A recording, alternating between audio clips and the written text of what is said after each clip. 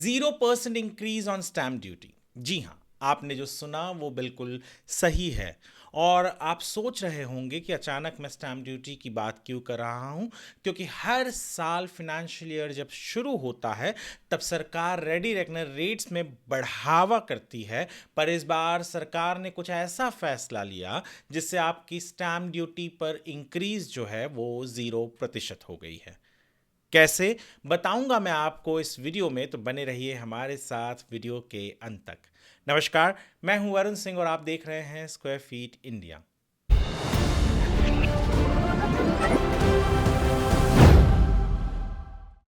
मैंने पहले जैसे कहा कि हर साल मार्च 31 यानी फाइनेंशियल ईयर जब खत्म होता है उस दिन सरकार रेडी रेकनर रेट्स रिलीज करती है। आमतौर पर रेडी रेकनर रेट्स में इंक्रीज होता है क्योंकि हर बार बिल्डर्स रेट तो बढ़ाते ही है और सरकार जो रेडी रेकनर रेट बनाती है वो इन्हीं रेट्स का आधार लेती है। दरअसल रेडी रेकनर रेट सरकार कैसे बनाती है वो पहले मैं आपको बता देता हूं, फिर कैसे स्टैंप ड्यूटी पर इनके न बढ़ने से आप पर कैसे 0% इंक्रीज का कोई असर नहीं होने वाला है वो बताऊंगा।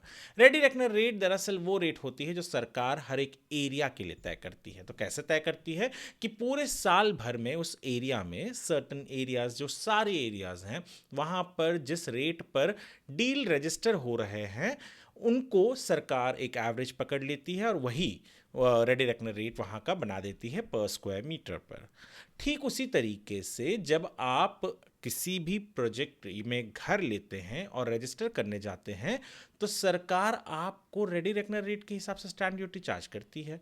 यानी यदि आपने कोई घर खरीदा और वहाँ का जो रेडी रेकनर रेट है वो उस जो आपने घर खरीदा है उससे ज़्यादा है तो आपको रेडी रेकनर रेट पर ही स्टैंप ड्यूटी भरना है।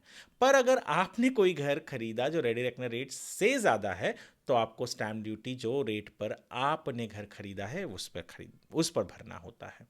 यानी रेडी रेकनर रेट ये एक माप है कि आपको मिनिमम उतना तो स्टैंप ड्यूटी भरना ही है। और हर एक होम बायर को जब वो घर खरीदता है या कोई होम सेलर जो है वो घर बेचता है तो खरीदार को स्टैंप ड्यूटी भरनी होती है सरकार को। और यहाँ पर यह आता है रेडी रेकनर रेट।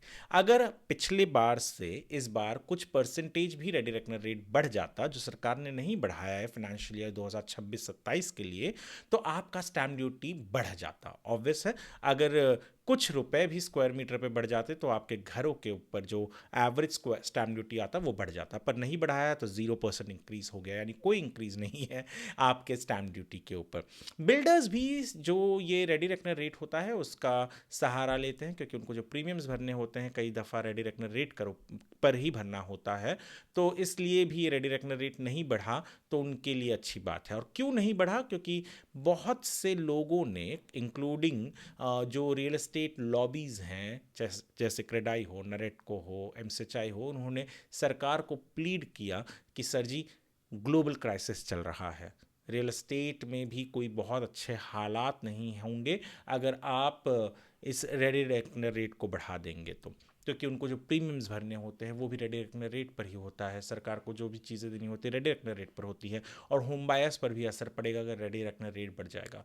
तो सरकार ने उनकी बात सुन ली और मार्च 31 को जो रेडी रेकनर रेट रिलीज़ हुआ उसमें कोई भी बढ़ोत नहीं थी। तो कोई भी बढ़ोतरी नहीं होने के कारण आपकी स्टैंप ड्यूटी जैसे पिछले साल थी उतनी ही रहेगी। और सबसे इम्पॉर्टेंट चीज़ ये है कि आप इस खबर को और लोगों तक पहुंचाएं ताकि उन्हें भी पता चले कि उनके पास उनके फेवर में कोई डिसीजन हुआ है तो उन्हें समझ में आना चाहिए। यदि आप हमारे इस वीडियो को स्क्वायर फीट इंडिया के यूट्यूब चैनल पर देख रहे हैं तो चैनल को सब्सक्राइब करें, फेसबुक पर देख रहे हैं तो फॉलो करें और जितना हो सके उतना इस वीडियो को लाइक करें, सेव करें और शेयर करें। वीडियो देखने के लिए आपका धन्यवाद।